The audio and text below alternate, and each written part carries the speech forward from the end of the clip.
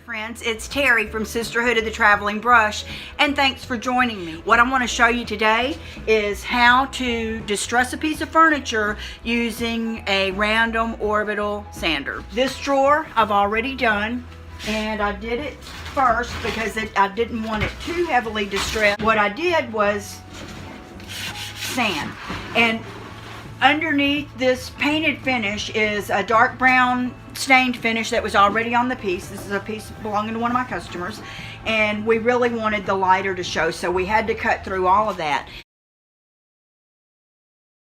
It's called Random Orbital Sand by DeWalt, a good tool company. This is just stuck on there. This is about 150 grit sandpaper.